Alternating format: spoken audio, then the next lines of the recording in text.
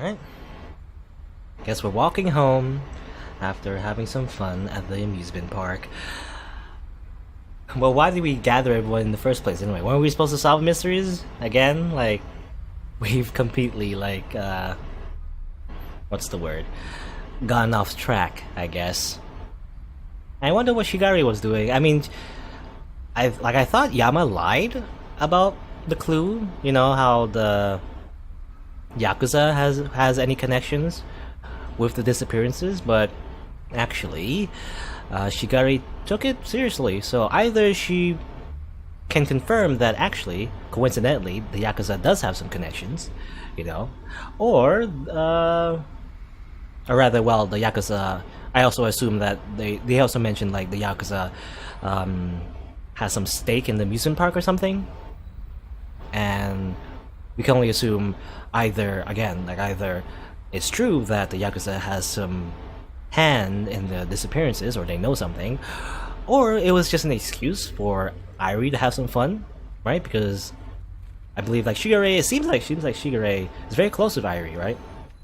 And I assume Irie hanging out with a bunch of friends and stuff is what Shigure wants, you know? Maybe, because it seems like Irie seems always lonely. At least she's always described as such in school. Well, anyway. Walking along the streets is a cold reminder of the true state of life. Gone are the festive colors, energetic children, and the high cutting attractions at every corner. Instead, I'm surrounded by digital posters, newspapers, and the faraway whine of police sirens. Do newspapers still exist in this setting?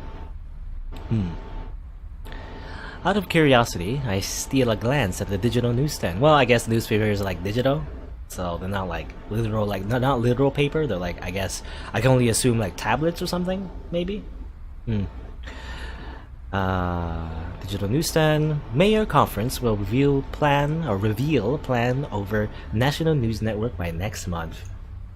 Plans, government, all useless. Technically, Isamu is only doing this well due to the efforts of local authority, but I can't trust anyone who's paid to make decisions for everyone other than themselves. Excuse me, you're an academy student. Who are you? A policeman? Police officer? My attention immediately switches from the headlines to a police officer behind me. I immediately feel a thrill of adrenaline through my veins. Calm down, it's not like I've done anything wrong. Yes, sir. Where are you headed? Just passing through. He evaluates me for a moment with an unreadable expression. Come with me. We've got some questions we need to ask you. No. Bile rises to my throat. I struggle to force my mind into submission. Just follow him. Okay. Another, like, flash of whatever that was. We've been getting flashes like that. I can only assume like their memories, or well, we're back home apparently. Where am I? Pulse racing, head spinning, deep breath, freeze my limbs, close my eyes. Right. Apartment sofa, shelves, plant, kitchen, television. This is my apartment. No threats, no problems, no people, I'm fine. Unhurt. I'm fine. After a few moments where I agonizingly train my system back into its ordinary physiological state, I checked the time. 9 o'clock p.m. 3 hours gone. What? What happened? What happened in those 3 hours? What happened to that police officer? Like, either we just had a brief stint of amnesia, or something happened. I suffocate the returning sense of panic, rifling through my phone. No new messages, no new phone calls, incoming or outgoing, no emails or new appointments. In other words, no idea what I've been doing or who I was. Why is it back? It should be gone. I thought it was over. Nani? What was over? What was over? Stop, calm down. First, my present state. No injuries. I'm full too, so I guess I ate dinner. Okay. I noticed a handful of textbooks strewn over the coffee table. Was I trying to study? They're definitely my textbooks, so I'm fine. For the moment. Question is, what happened in the gap? I fumble over the kitchen, digging my anxiety meds out of the cabinet. 5 years. 5 years since I've had to use these. Here I was thinking I'd never need them again, allowing myself to forget. Oh, silly me. My vision crosses for a moment as I gulp them down. I'll never get used to that feeling. You know, I was wondering, does medicine expire? I guess, well, no, I guess not. It depends on the medicine, I guess. Because that's like 5 years. That's medicine from 5 years ago? Can you... are you allowed to do that? Or... I don't know. I don't know. Actually, I don't know. Do pills expire? I mean... I don't know. I actually don't know. I mean, I guess they're just chemicals, right? And they're preserved in the little plastic pills, so... Or well, I don't know. Actually, I don't know. What are pills made of? I assume plastic or something similar. Because there's always, when you eat a pill, there's always that outer layer that kind of like dissolves, and then there's the chemicals inside that gets absorbed into your body. Well, but then again, it depends on the pill, I guess. Because sometimes there are hard pills too, which don't really have that outer layer. Anyway, whatever. I'm getting off tangent. Or off topic. But thankfully, my pulse slows and my breathing evens out. I let my limbs sink into the sofa, staring idly at the ceiling. And you know, that's not how, that's the funny thing about anxiety meds. I don't think that's how it works. You don't just automatically have, you don't have, like, it doesn't automatically fix your anxiety immediately, right? You're supposed to be taking it for a long time for it to work. For your body to get used to it and stuff, right? But again, since he's been taking it before, I don't know. I don't know how those anxiety medications would actually work in this context. Because we don't even know what kind of anxiety medications it is. Well, whatever. More importantly, his memories for the 3 hours. Hey, what's happening? Right, I'm fine. Tears surge to my eyes, but they're purely chemical. A response of fright. Something that always plagues me after one of these lapses.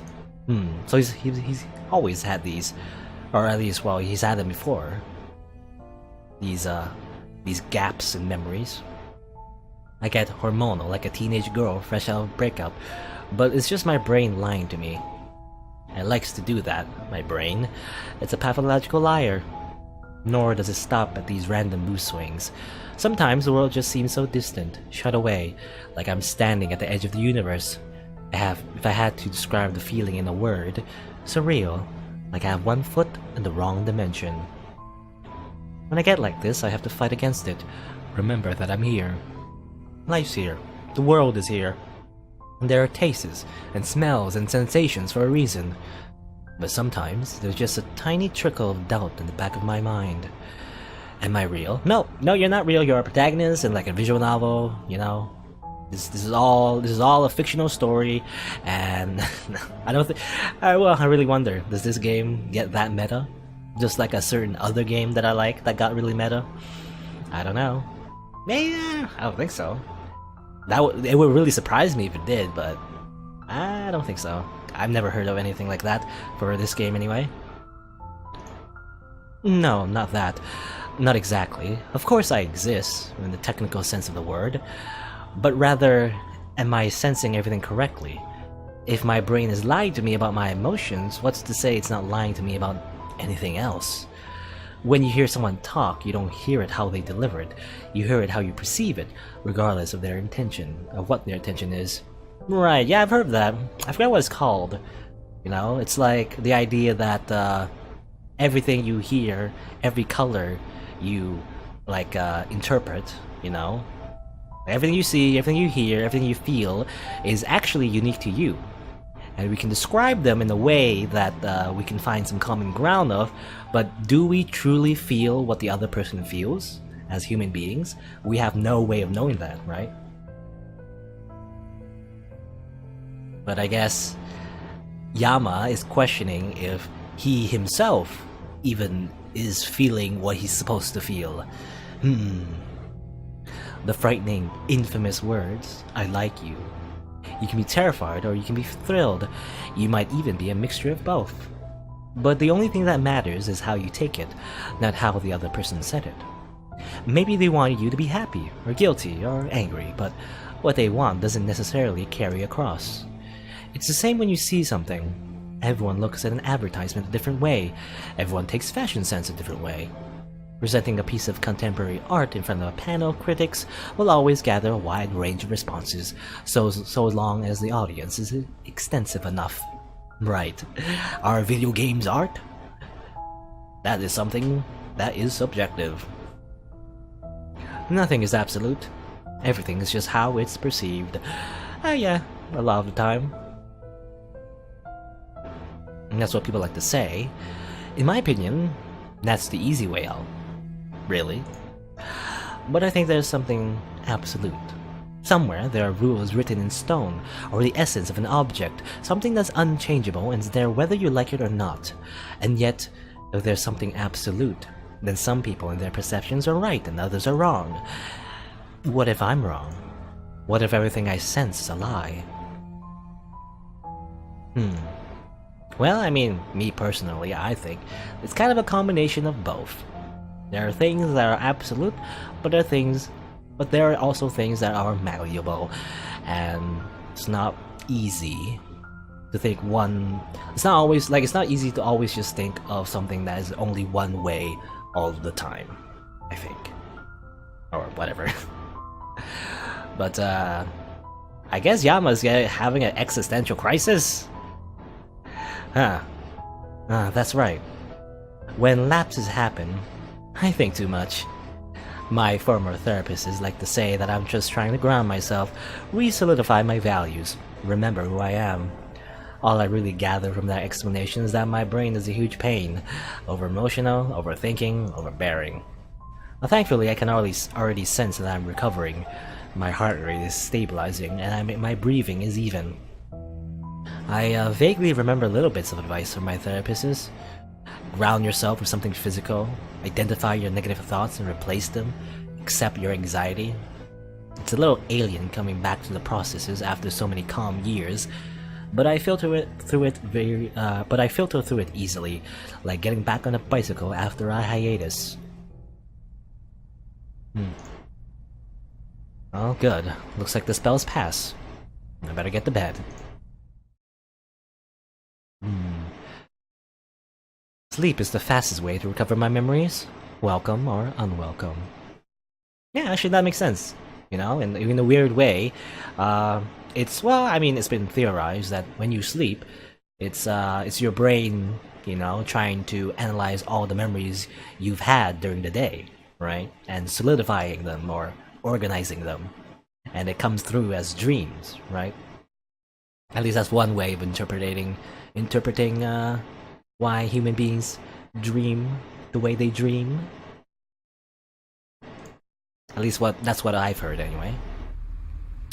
And okay, I guess we're back to this scene. I guess he's remembering. For your cooperation, Mr. Ishimoto, would you like one of us to escort you back? I'm fine, thanks. Very well. Be sure to notify us immediately if you notice anything unusual. I will.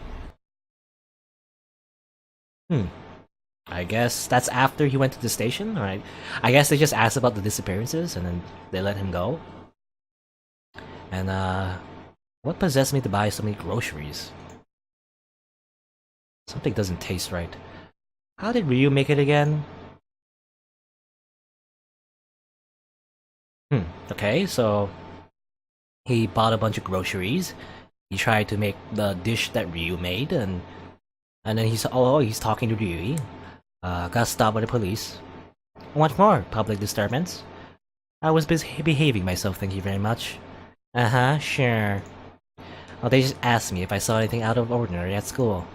What did you tell them? I hadn't, but I keep my eye out. Wow, such a tame response. Well, I listen to anyone who has the power to put me in jail. Sure you do. Look. What? It's just, you know, I'm not gonna be around all the time to watch out for you. You don't need to. No, like, I'm gonna be gone tomorrow, okay? For the morning. What does this have to do with anything? Just, don't be an idiot. Oh, wait, I guess that's impossible. You're in a weird mood. And you're weird all the time. See ya. Bye. That's a bit ominous as well as everything else, I guess. So I guess what happened in those 3 hours, I guess we got a little bit of glimpse, or little hints. I guess Yama got stopped by the police, went to the station, they asked some questions about the disappearances. As part, well, they probably didn't say exactly specifically the disappearances. They just said, did you see anything strange? Yama said he didn't see anything. Went home, bought a bunch of groceries, because he was thinking of Ryu maybe, because of that kiss on the cheek. So he wanted to cook something that Ryu made. But then he also called Ryui, talked about what happened to the police. And then, yeah, the Ryu said she's not gonna appear in the morning or something. Weird.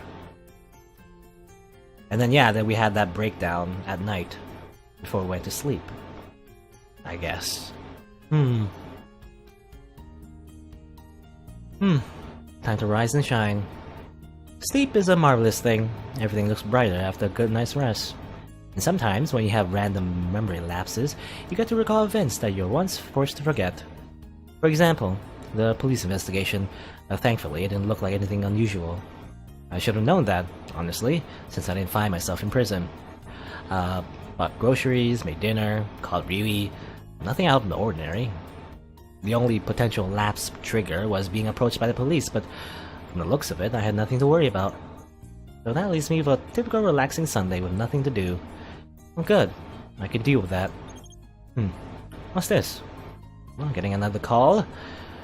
I'm assuming Shigure? No. We're getting a random email? Crimson Crusade at lemonypost.com. Hello, Wanderer. Some days I like to look at the sky and figure out what the weather will be like instead of reading the forecast. I'm usually wrong, but it's pretty fun. It feels like you share a secret with the sky.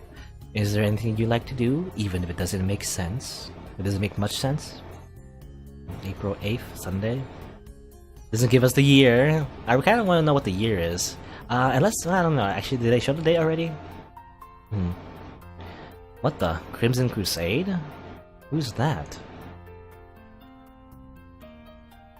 Sorry, I think you have the wrong address.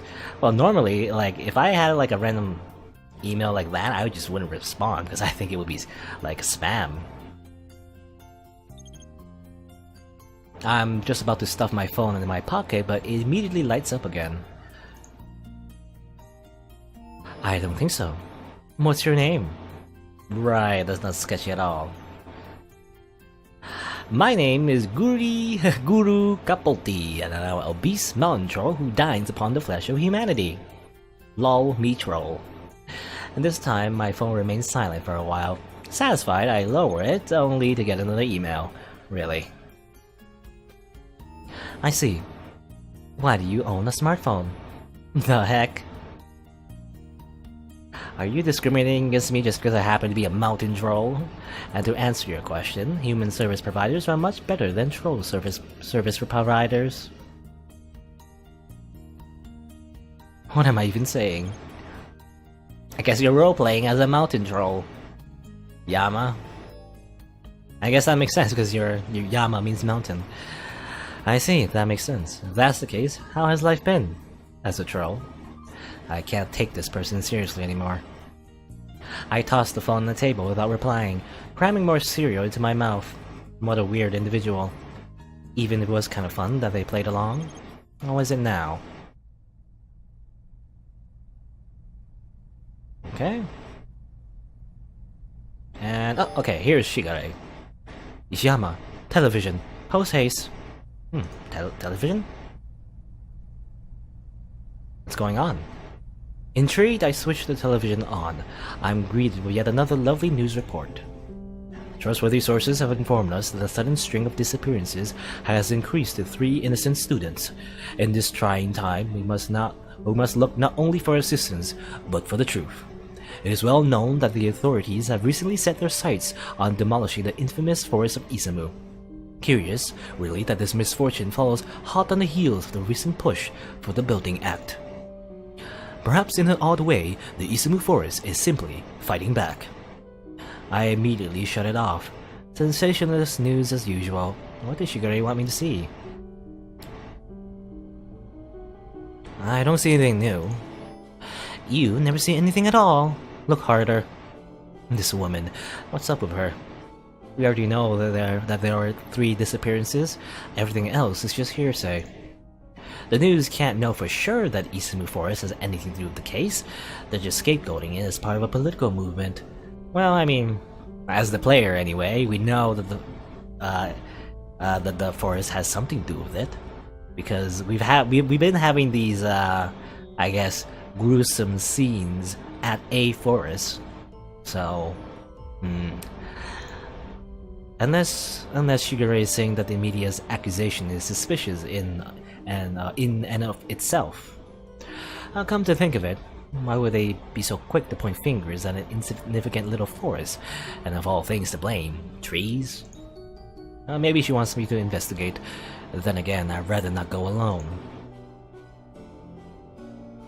Okay, I'm calling Ryui. Hey. I wait for a few minutes, but there's no response. Well, she's not here, right? She's not here in the morning. Yeah, right. She said she'd be gone this morning. But it's kind of past morning, isn't it? I check up on her social media. No check-ins, no photos, no statuses, not since last night at 11 PM. After curfew. Uh-oh. Back to her dorm. Just like the other 3. So, I know I sound like a creep, but what are you doing? Still nothing. I struggle to quench the rising sense of panic as I turn to another source. Okay, here's Yakiko. Hey, have you seen Ryui? Yeah. Where? Yesterday, dude. We were at the park, lol. I mean after that. Oh, we went back to the dorms? So you didn't see her? No. When did you last see her? Like 11:30 or something. Why? Nothing. Don't panic, you're overreacting. Keep calm. Akira would know. Akira's her roommate. Okay, we're calling Akira. Searching for the meaning of life since 1956 BC. Does that actually... I mean, does that make sense? Anyway, I don't know, whatever. Hey! Saporino, or Saporoni, Commander, how goes the date? The what? Ryu said she was gonna meet up with you this morning. She did? Yeah, she seemed super excited about it too. She was gone by the time I woke up. So, you guys having a great time? Wait... She doesn't know. No one knows. Ryu's been gone since 11:30 last night. Disappearances, forest. I have to go. Now. Uh-oh. Okay, fine, alright. The tension is finally rising. I tear out the door and pull up at the nearest bus stop, which just so happens to have a bus parked in front of it. I step to the opening doors, but just before I place a foot on the steps, the narrow entrance seems to squeeze at me from all sides. No, not now. Oh, he's gonna get a memory lapse already? I force myself forward. That is, I try to. My feet shuffle to a halt. The rumble of the bus's engine seems to spread through the pavement directly into my bones. Look, kid, are you gonna get on or not? I'm working on it. My response is just as snappish as his question. Why can't I just put one foot in front of the other? I have more important things to worry about. I need to get that forest. Look, I've got a route to take, so doors are closing and... I suck in a deep breath, close my eyes, and throw myself into the bus, shakily pushing my phone against the toll scanner. I don't open them, even as I rush into the nearest seat, groping for a handhold. The doors close and the bus rattles to life, charging down the street. I should be fine. No. I would be fine under ordinary circumstances. If I was with my friends, or if my nerves were on edge, or if I wasn't worried about the disappearances. No. There's no use for wishful thinking. I have to keep myself under control. Ooh, alright, here's the forest. I stagger to the forest when my mind is still spinning. The forest is blocking me on every side as I thrust through the beaten overgrowth. I always thought the government was exaggerating when they didn't want to demolish this place due to bad luck, but now that I'm actually in the midst of it, I can see where they're coming from. I'm not the superstitious type, never have been, never will be. I take what I see and smell and feel with my own senses. Hearsay is secondary. Emotions are untrustworthy. But there's nothing to rely on. Not out here, where everything is wild and flourishing, full of garish color and foreign textures. Some tree sap rose off on the sleeve of my sweater. It slowly moves from red to green to blue and back, like a chameleon made out of honey. That's not normal, is it? I guess I wouldn't know what's normal around here. It's not exactly a place I would choose for a leisurely stroll.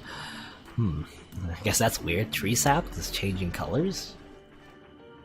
From the moment I entered this place, I was under the impression that I stepped into a world where the laws of physics were different. Gravity was heavier, the air is more resistant, energy seems to sap away into nothingness in favor of being recycled. It's a ridiculous thought. My mind, which has had to cram an unfortunate number of facts about physics and geology and astronomy and biology, knows this. But why does such an irrational thought seem so appealing? The Isamu Forest, a dense segment of arboreal terrain that's been untouched for decades. When Isamu was growing, the solution seemed obvious. Cut down a good part of it and allow room for new residential areas and corporate buildings. A rational idea, an agreeable idea. So they started demolition with a team built of ordinary, competent individuals, ready to do what they've been doing for years. Except, when they entered the forest, everything went wrong. In the span of a single day, the group of demolition experts deteriorated into a ragtag bunch of fleeing victims, each claiming a story more ridiculous than the last. A went crazy and killed B. The bulldozers became possessed and started trashing the equipment. Aliens dropped down from UFOs and lasered the charges. The thing is, only half of them had come back alive. Of those half, not one was declared sane. They're all sent to asylums, where they wasted away until their death. Okay. That sounds scary. It was the gossip of the town, the equivalent of an internet sensation, the Bermuda Triangle of Japan. What glorious entertainment. A lovely horror story to tell at slumber parties, a stock moral warning for environmentalism, a feast for fodder for the tinfoil hat conspiracists. After all, humans are endlessly fascinated by the misery of others. Over time, the thrill died down. Nothing out of the ordinary was captured on footage. People stopped visiting the area. The raft in the forest was just another urban legend. But after I researched the event in middle school, after I found that it was a true story, it lurked constantly in the back of my mind. Oh, so it was a real story? If something was just a group of trees, it couldn't hold that much power, could it? Shouldn't there have been at least one rational soul, someone with a better grip on reality? The only answer to that question is if there really was no way to withstand insanity. Whatever happened those decades ago, it drove 100% of the large group out of their minds. That's a definite success rate. What's to say it won't do the same here and now? I stumble around the broad trunk of a towering tree, my eyes roving around the narrow basket weave of spindled branches. What am I looking for? Wait, what am I even doing? Why am I even here? I take a moment to close my eyes. Deep breath. Ground myself. What am I feeling? What am I smelling? What is that? I pause abruptly, scared to take another breath. Now I'm just being stupid. So I breathe deeply. The air is warm and thick, sliding down my throat with a mix of chocolate and iron. It leaves a sweet residue on the back of my tongue. Iron. Trapped. It's the first word that comes to my mind, extracting a reflexive stab of panic. You're trapped. My fingers tremble as I reach out to the trunk to steady myself, but they only land on some sticky, milky substance. I quickly pull away, but the tree emits a sickly slurp. Nothing to hold on to. No, I've got to keep calm. I've got to think. Someone's depending on me. Who's depending on? Shigare? Shigare wants me to... No, wait, someone needs my help. Someone... Really? Ryu has been gone since last year? No, yesterday. Yesterday, Ryu was gone. Today, Ryu was gone, and she might be gone forever. You're alone. I roughly shake my head to dispel the fog in my mind. Ryu is depending on me. If Ryu was kidnapped, would she even be in the Isumu forest? Why am I... Oh, Shiguri's tasked to investigate the forest. Everything is mixing up in my head. Shigure, kidnapping, Ryui, forest. My foot suddenly collapses on something solid. It crunches beneath my feet and the sweet vapor wafts to my nostrils. I sluggishly turn my gaze underfoot, lifting my shoe. What the hell? Bones. Ryu's bones stab into the ground like incense at the funeral. They open their mouths. They start laughing. Their crackles grate at my eardrums, freezing my veins from the inside out. Late. No. I stomp at the bones. They fragment to pieces beneath my feet. The scent only intensifies until it clogs my nostrils. I'm not late. The bones melt, twining and steaming into the earth. A black pool immersed in caramel. They're gone. I'm free. I'm gone. It's okay. The pool congeals into a humanoid figure and sludges over my shoes, dripping blood against my legs.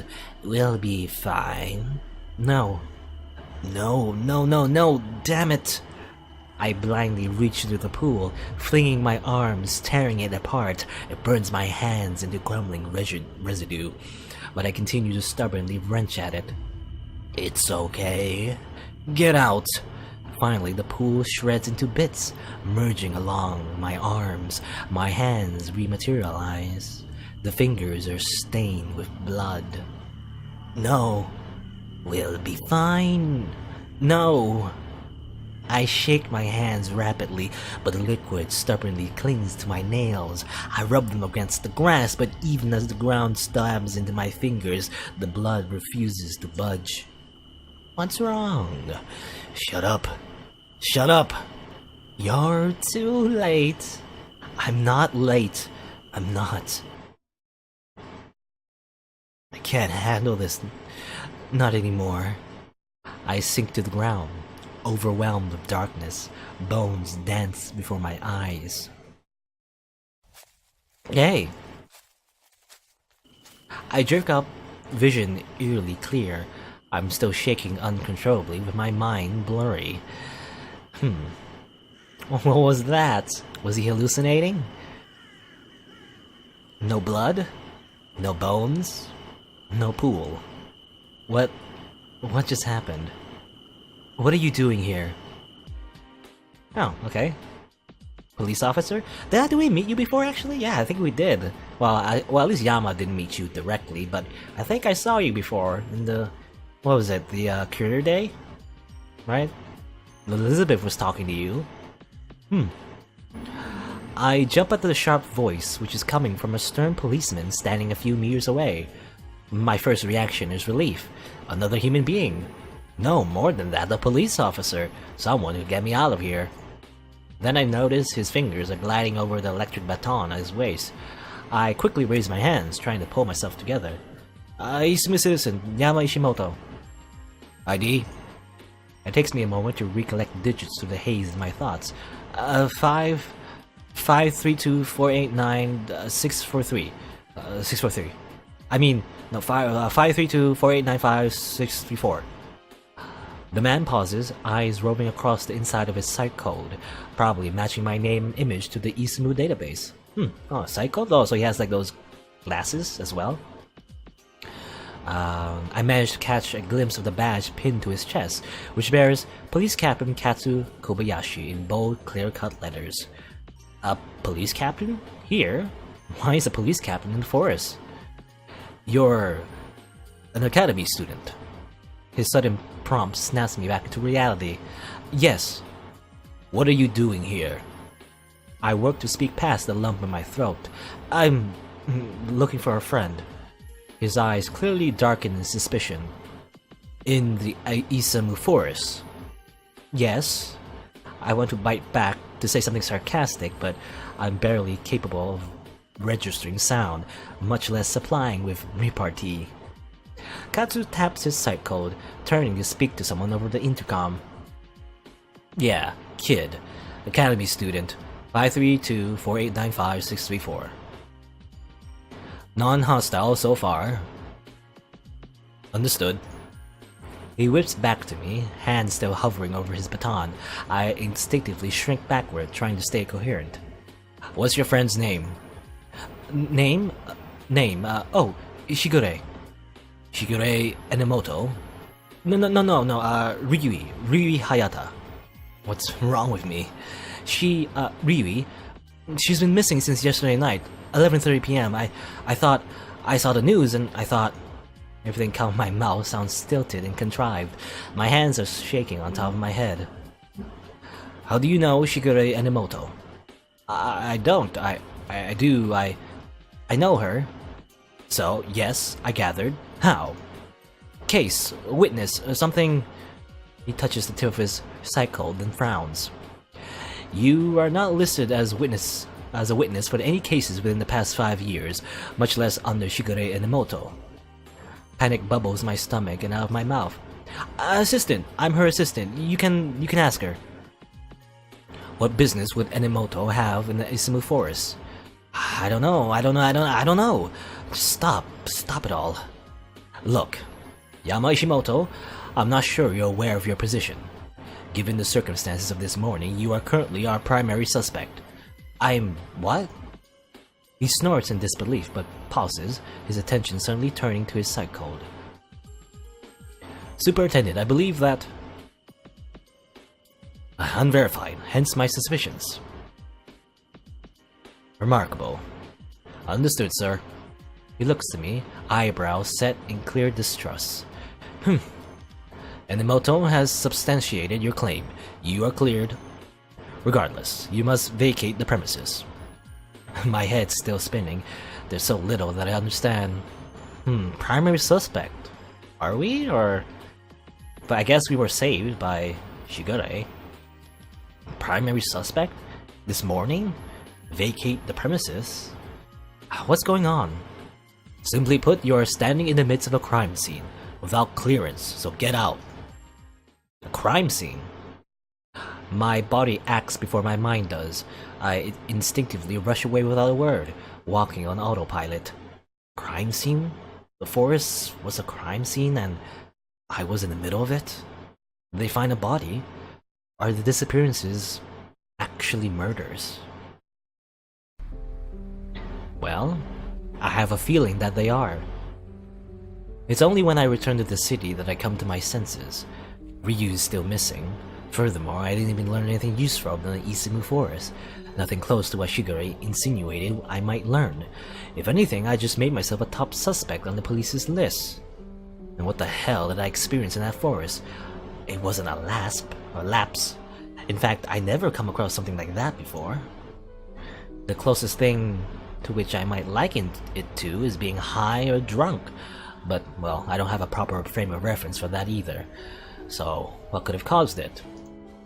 Aside from that, there's something far more important. Ryu's absence. Could she really have been kidnapped?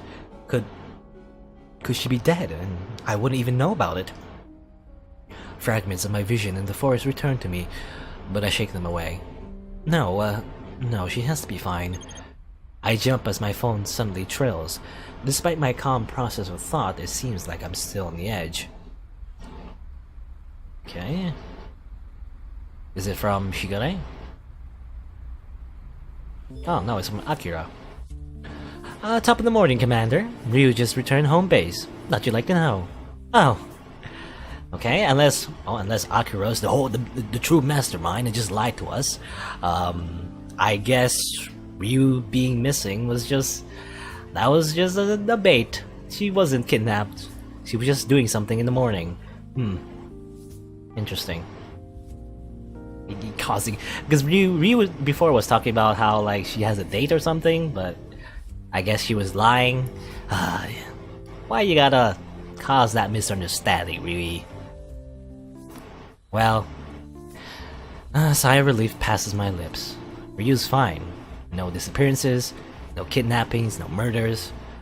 Well, that was anticlimactic. Still, where has she been? Why didn't she tell me that she was okay?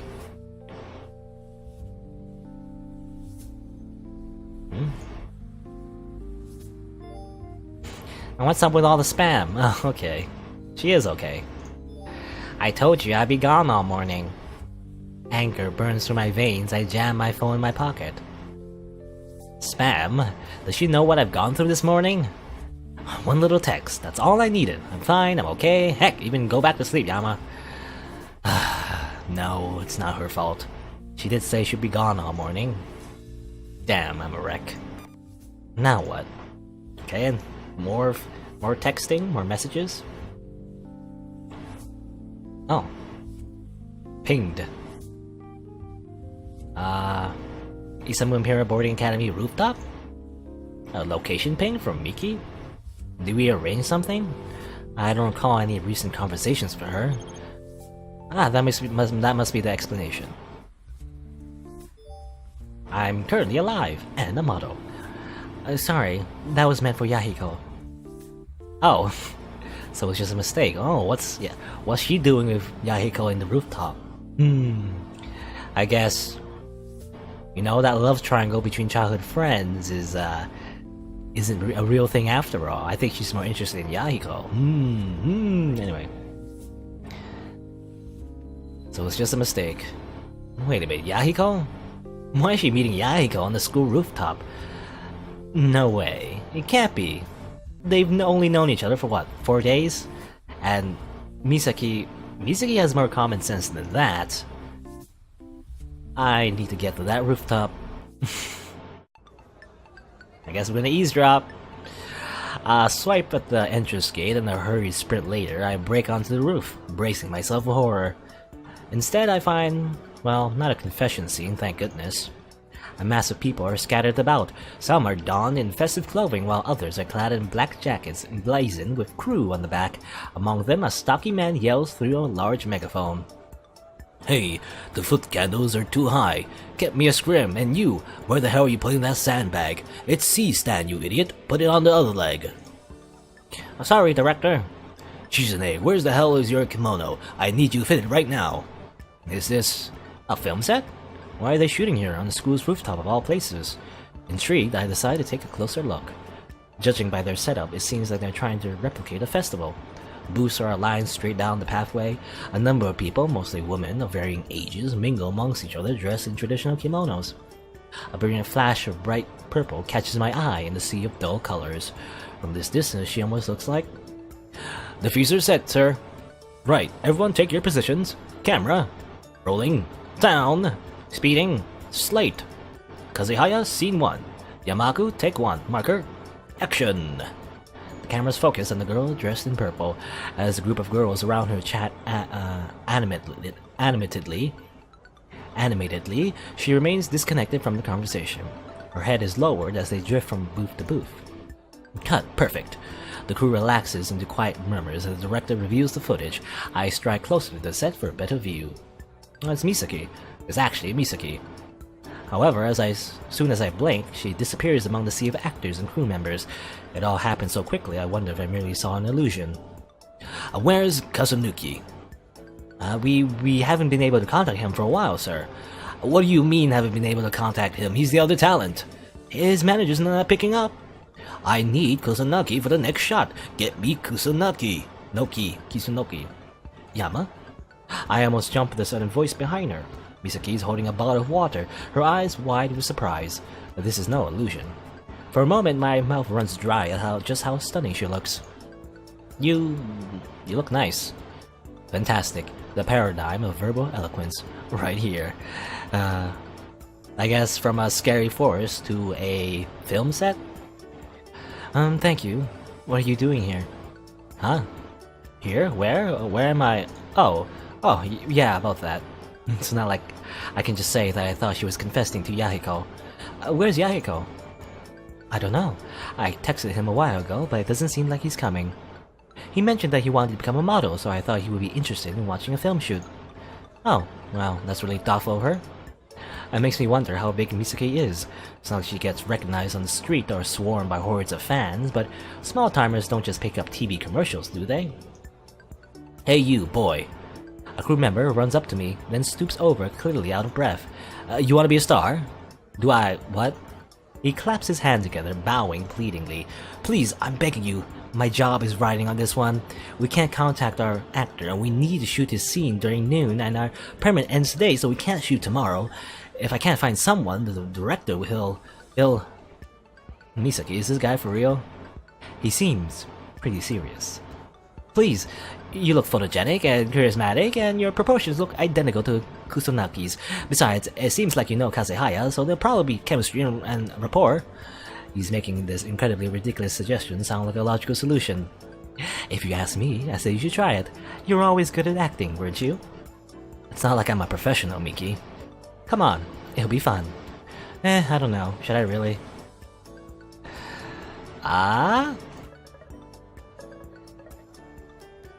Well, we shouldn't let her down. Like, since she's doing this too, if they don't get like the proper shot, she might not get paid, right? So, probably we should help her out. Well, now that I think about it, I guess it will be a change of pace from the incident this morning. Fine.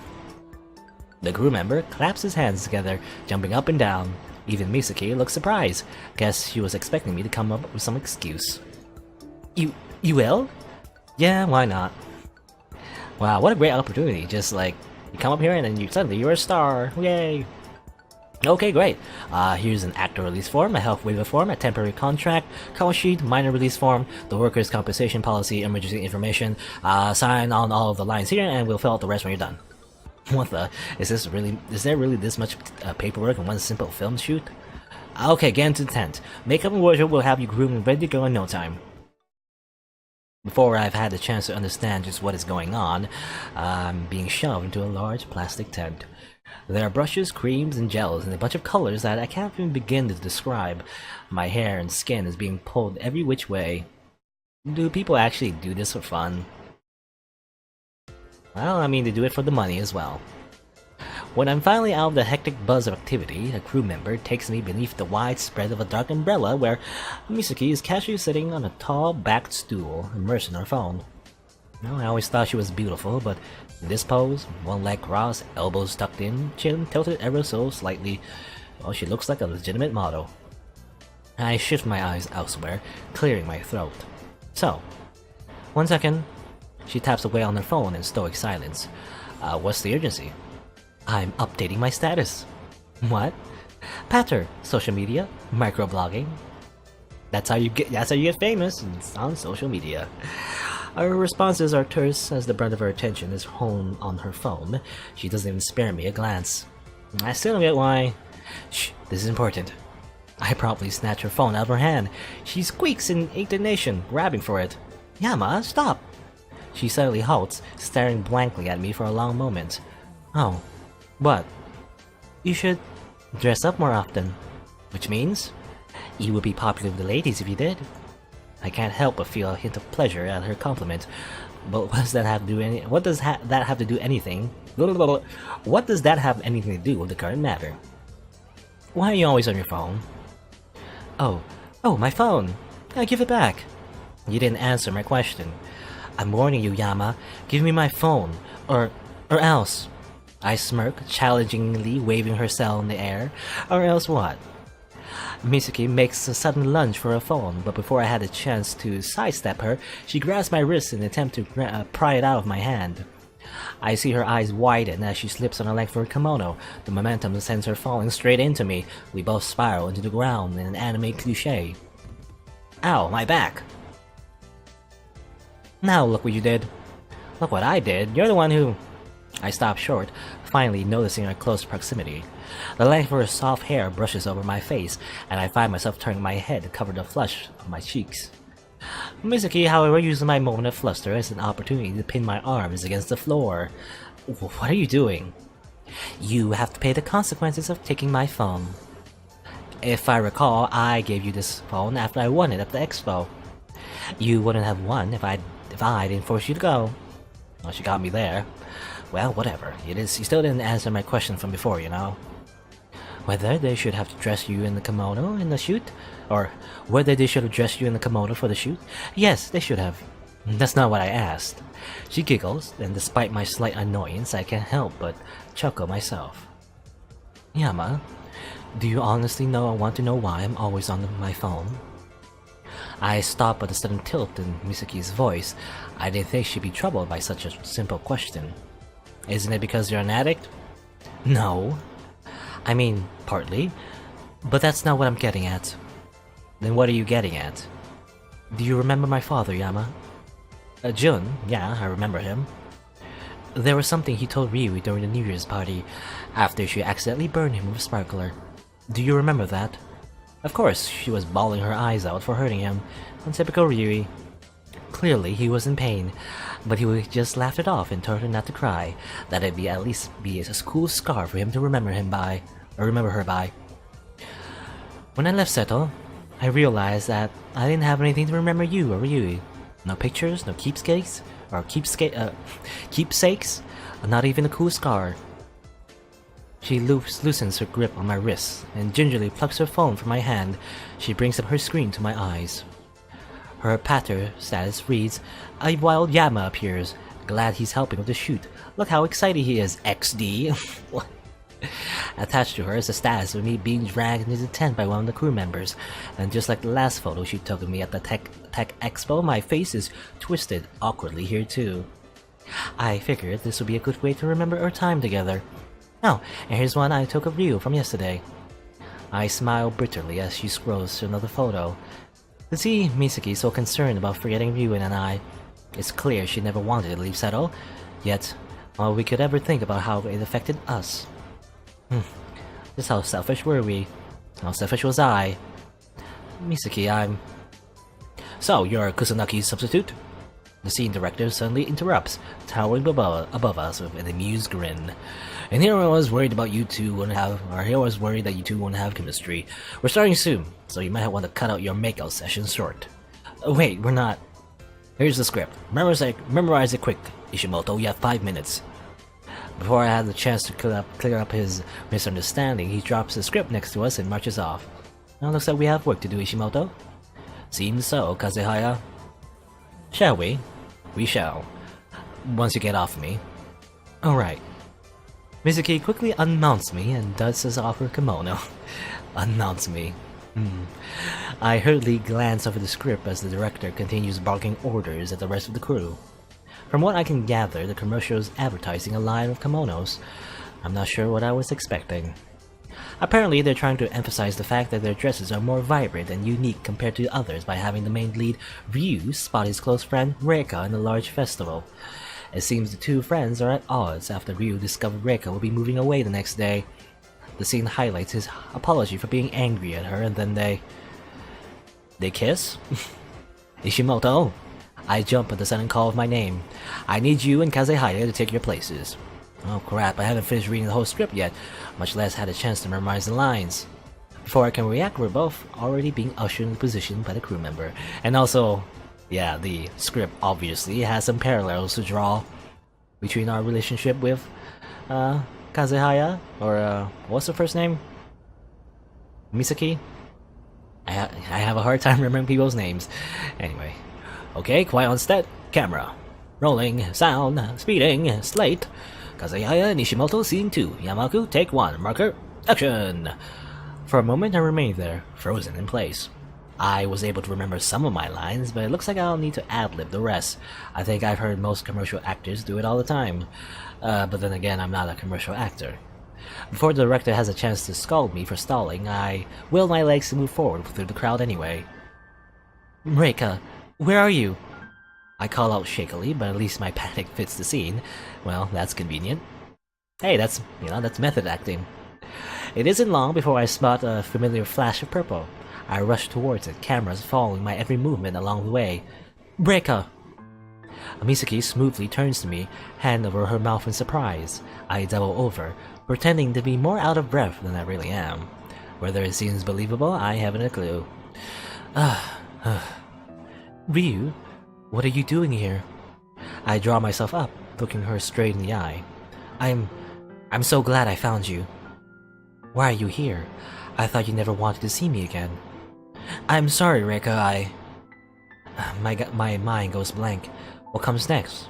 I have no clue what to say, so I decided to speak out whatever comes to mind. I was afraid. I noticed the crew exchange perplexed glances, but they continue filming. I was afraid that you were never coming back. That everyone I got close to would only leave me.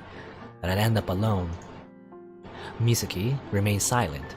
I can't tell if she's just confused that I'm not following the script or whether she's wondering if there's some deeper meaning behind my words. It's stupid, I know. I was so worried about myself. I never really considered how you must have felt. I'm sorry. Misaki catches her breath. In the lighting, her eyes look glossy. I step forward, intertwining my fingers around hers. You'll forgive me, won't you? Reika? Ryu. Misaki wraps her arms around my waist, burying her head in my chest. Honestly, I've missed you. I've missed you too. She looks up at me through her tears, and suddenly find her face awfully close to mine. I pull away instinctively, absently rubbing my arms in embarrassment. Cut! Before I know it, director's marching towards us with a scowl. What the hell was that about? Sorry for messing up my lines, sir. I'm not talking about the lines, I'm talking about the damn kiss. A kiss? Don't tell me, you didn't finish reading the script, did you? You didn't even... Yeah. I knew it. You're supposed to kiss. He thoroughly kneads his temples, sighing deeply. He fetches a copy and shoves it in my chest, aggressively pointing at a segment. Line 14, after apologizing, Ryu leans in and kisses Reka. End of scene. Despite you screwing up the lines, I've decided to use the footage anyway. We wasted too much time already. I just need you to kiss Kazehaya for the final shot. Is he serious? I actually have to kiss Misaki? Don't you think that's a bit unfair to ask of him, director? What's the problem? Aren't you two dating? No, we aren't. Well, I need a kiss scene. I expect to get one, dating or not. He turns away, seemingly done with the conversation. How can you be so inconsiderate? Excuse me? Yama's not even a professional actor. You can't just force him to kiss someone he doesn't love. While this isn't about love, he signed a damn contract. He'll do what I tell him to do if he wants to get paid. And that goes for you too, Kazehaya. Else you can be sure I'll replace both of you. I'll go ahead and do it for all I care. I value my friend's feelings more than this damn commercial. I lay a hand on her shoulder in an attempt to calm her. As hesitant as I am to kiss her, I wouldn't want her to lose her job. It's fine, Miki. It's my fault for not reading the contract. But how do you think Ryu would feel? Ryu? Why would she bring up Ryu? It's not like she's totally in love with me or anything. Look, I don't have time for this relationship crap. We do the kiss scene or not. Yes. But Yama, then take your positions now. The director sends us one last piercing glare before striding back to his chair. With no room for argument, Misaki and I return to our locked embrace. I mean, isn't there a way to like, as far as I know, for like professional acting, there's like a way to like fake a kiss, right? You know? Because the way that the cameras are pointed, there's only like one angle you can point at. You can like do a little like perspective trick where you look like you're kissing, but you're not actually, you know? It's a thing you can do, right? But I guess, I mean, like Yama doesn't know probably, and Misaki, it's like a model, right? She's not like a professional actor. At least that's not her career, right? So she might not know either, or I don't know, maybe I'm just talking out of my ass, and that you actually have to kiss for these sort of acting scenes. I guess, well, I mean, it also might depend on the director, I guess, if they want it to be very realistic. Are you sure you want to do this? That's alright, I just thought of an idea. Idea? What are you talking about? Well, just trust me. I can sense Misaki's apprehension as the cameras focus on us once more. Slate, Kazehaya, and Ishimoto. Scene 2, Yamaku, take 2, marker. Action! I'm gonna need to get my face as close to Misaki's as possible if I expect this to work. I brush my fingers over her cheek, slowly tilting her chin upward. For a moment we remained there, suspended. Her eyes, still red from crying earlier, bore into mine questioningly. Just what do you plan on doing? I can hear my heartbeat in my ears, feel her slight exhale over my lips, smell the light cherry fragrance over her hair. I close my eyes, drifting closer. And when we're only a few hairs apart, I discreetly move my thumb to her lips. Misaki exhales sharply, stiffening at my touch. I almost retreat my hand, afraid that I hurt her, but she only tightens her grip around my waist to prevent me from moving. God, this is awkward. A cut, good enough. Take 5, everyone. As the cruise settles, I instantly draw back, releasing her. Okay, so that's how he's gonna do it. It's like not actually. Yeah, that's what it's called, right? A stage kiss, I guess. Yeah. Well, that was a stage kiss, wasn't it? Why didn't you just tell me that you were doing a stage kiss? Well, would you ever prefer the real one? Maybe. Maybe I shouldn't have said that. Before I can cover up my faux pas, a crew member jogs over to us. Ishimoto, right? Thank you so much. You totally saved my hide right there. Oh yeah, no problem. If you wouldn't mind, we still have some papers you need to sign, and the director would like to discuss your pay. Sure. As the crew member leads me away, I give Misaki a departing wave. But instead of waving back, she averts her eyes and slinks back to the changing room. Did I somehow make her mad? As I speak with the director, there are a lot of numbers, papers, and lengthy terms that I don't completely understand, but from the sounds of it, I have acquired a decent amount of money despite my screw-ups. Not well, nice. By the time I return to the set, Misaki's already disappeared. The only people left around are half the crew, who are currently occupied with tearing down the set. Oh, Yahiko? Hello? Yo dude, where you at? Why? We're all here at GFC, you getting any of our messages? Oh, messages? I briefly checked my phone. Are you serious? 100 messages? Oh, should we have said more? Never mind, I'm on my way. See ya! I cut the call and exit the rooftop, heading straight to GFC. This guy needs to learn some text etiquette. Which is funny though, I guess, yeah, Yahiko was here instead of in the rooftop. I guess, yeah, maybe that's why he didn't appear for the film shoot.